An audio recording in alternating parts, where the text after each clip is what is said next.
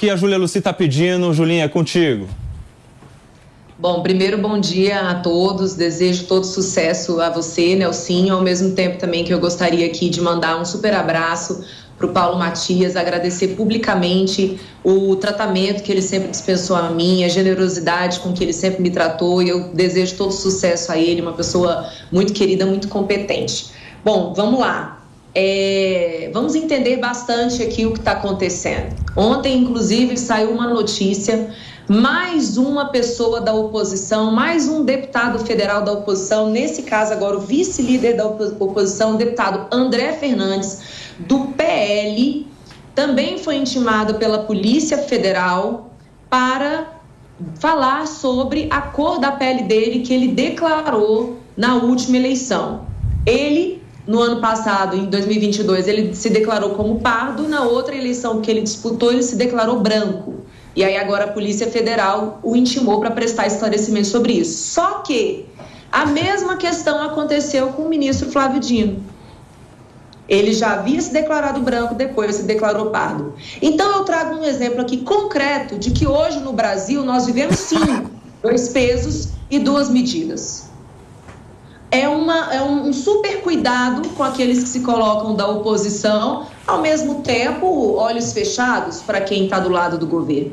Então, se a gente combate o aparelhamento de um lado, a gente precisa combater do outro. E se a gente não enxerga o óbvio que está acontecendo hoje, porque em 2 semanas consecutivas você tem 4 parlamentares da oposição sendo alvo da Polícia Federal.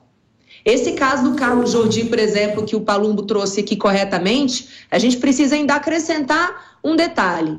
Ele é hoje pré-candidato a prefeito do município de Niterói, com grande chance, inclusive, de ir para o 2º turno.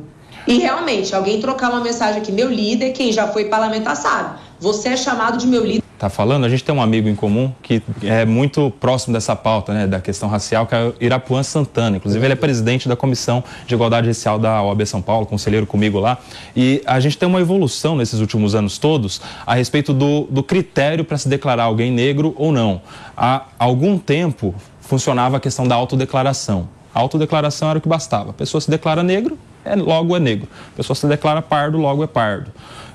E isso, ao longo do tempo, foi gerando uma série de fraudes em concursos públicos, em vagas para vestibular. Às vezes a pessoa se bronzeava artificialmente até para conseguir uma vaga por uma cota racial. Mas, assim como a criminalidade evolui, os critérios também evoluem. Hoje a gente tem comissões de heteroidentificação em todos esses lugares aí, em concurso público, em vestibular, nas vagas institucionais também. A própria OAB tem isso, que é o Irapuan, nosso colega que cuida disso lá, inclusive. Então a gente tem hoje uma atualização desse modelo, o que não impede que fatos passados, de eleições passadas, portanto, também não tenham sido objeto de fraude. Até porque a gente também viu uma evolução na legislação eleitoral que propiciava cotas, enfim, inicialmente internamente, depois isso vai evoluindo também no debate. E aí eu queria te ouvir sobre isso, Mano Ferreira, e na sequência um novo debate que eu já quero colocar aqui para vocês. Foro privilegiado. Vai pensando aí, ô Ju, PP e Palumbo, porque o assunto também foi tratado lá. Nessa reunião também foi discutida sobre a possibilidade de se acabar com o foro privilegiado. O grupo formado pela oposição pede isso para o Rodrigo Pacheco como uma pauta prioritária para 2024. Primeiro a questão racial e depois, na sequência, já a sua opinião, Maninho Ferreira. Vamos lá. A questão racial é complexa, né? Porque como que você define de forma precisa qual que é a classificação de alguém num país tão miscigenado quanto o Brasil? As comissões de heteroidentificação são uma tentativa, mas tem alguns casos que são chocantes. Por exemplo, tem um estudante que na faculdade de medicina foi considerado branco e o mesmo estudante foi fazer um outro curso na mesma faculdade, passou pelo mesmo processo, foi considerado pardo.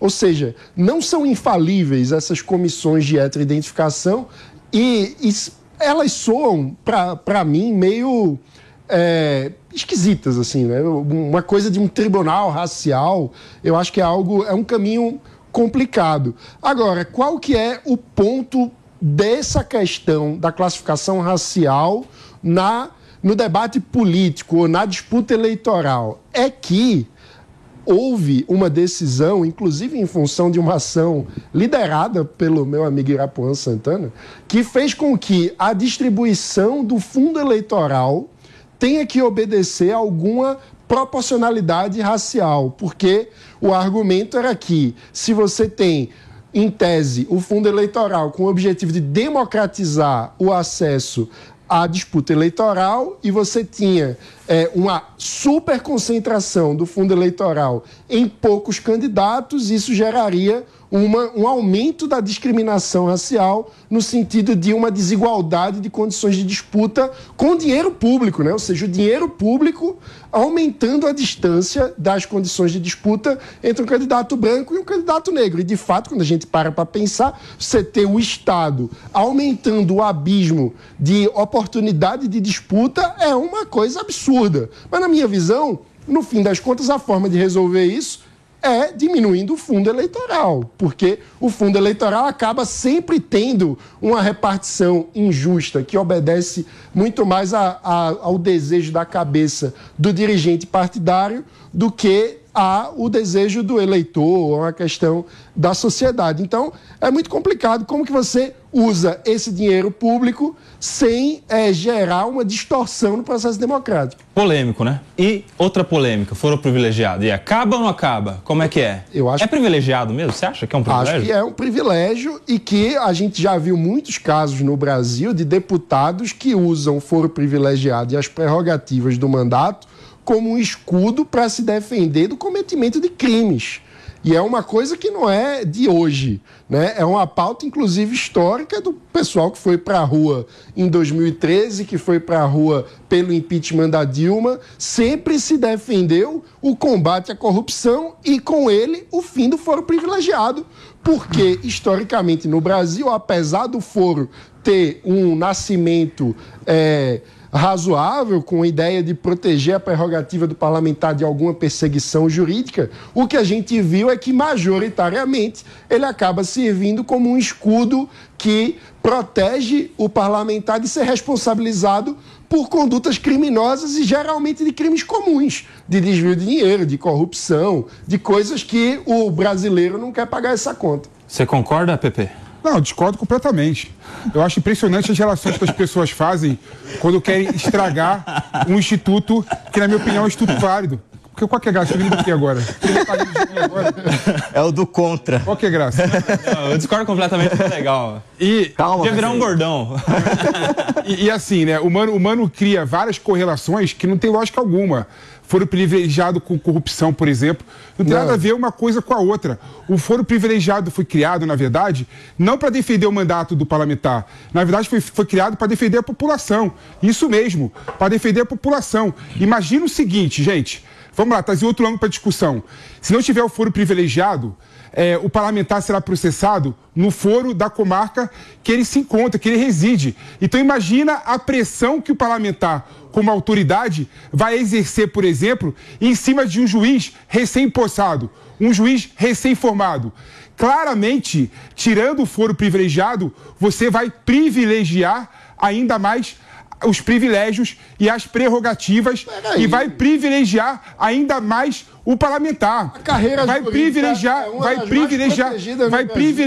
ainda mais o parlamentar. Então, quem fala que tirar o foro privilegiado, na verdade, você vai acabar com a impunidade, isso é conversinha, não tem lógica alguma. Pelo contrário, é muito mais fácil você tirar o processo do parlamentar que está no interior, na comarca do interior, e levar para fora, para um órgão superior, fora de pressões políticas e julgar ele de forma imparcial, do que manter ele na comarca. Isso é claro, isso é claro. Então quem defende o fim do foro privilegiado não tem ideia nenhuma do que é democracia e do que é república. Nossa!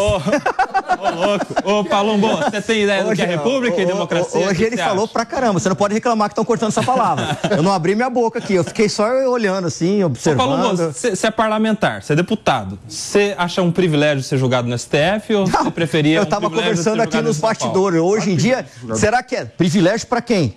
Só se for pra esquerda, hoje em dia. Não, para. Olha o que está acontecendo.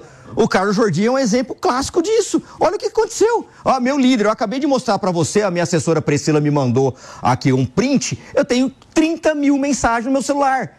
E, mano... Foi privilegiado. O que teve? Não, peraí, um pouquinho. Por causa de uma mensagem que tá escrito lá, meu líder, entraram na casa dele. Não, ontem você falou que a corrupção é uma subpauta. O Mano falou de corrupção agora, você falou que não tem nada a ver. Claro que tem. Tem nada a ver corrupção com foro privilegiado. Tem nada a ver uma coisa com a outra. Ah, para, Pepe. No Brasil, historicamente, não se utiliza o Instituto do Foro Privilegiado para fugir da justiça. Não, mano, eu vou te dar um exemplo particular do interior dos estados, dos municípios do Brasil.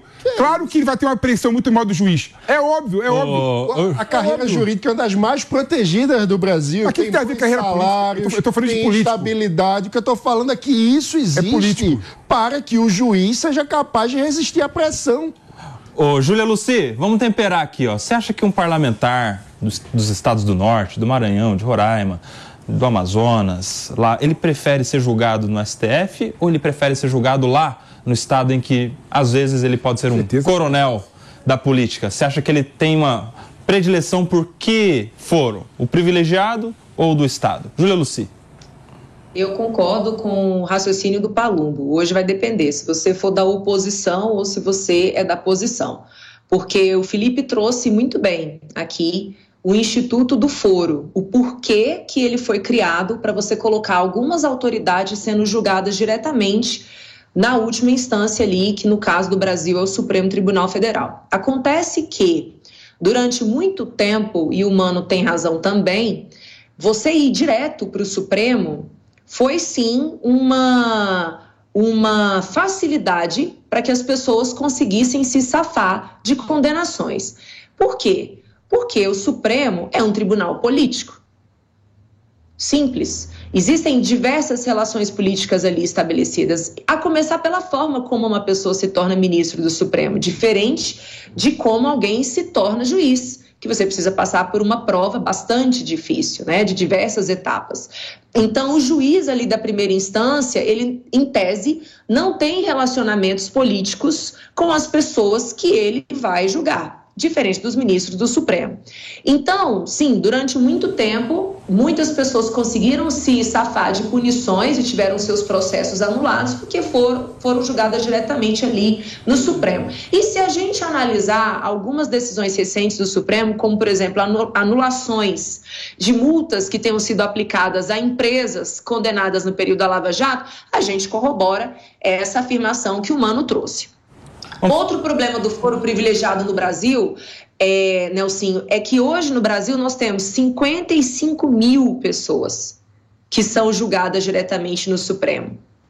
Então é muita gente. Nenhum país do mundo tem tantas pessoas com o chamado foro privilegiado. Então essa é uma crítica legítima que a oposição hoje faz, seja pelo número de pessoas que vão direto para o Supremo, como pela instrumentalização que hoje a gente vê acontecendo no Supremo Tribunal Federal. Então, eu concordo. Eu acho que buscar acabar com o foro privilegiado, embora seja dissonante do surgimento e do fundamento do Instituto, na vida prática hoje do Brasil, 2024, eu concordo, é uma pauta que faz sentido, sim, de ser defendida, sobretudo pela oposição.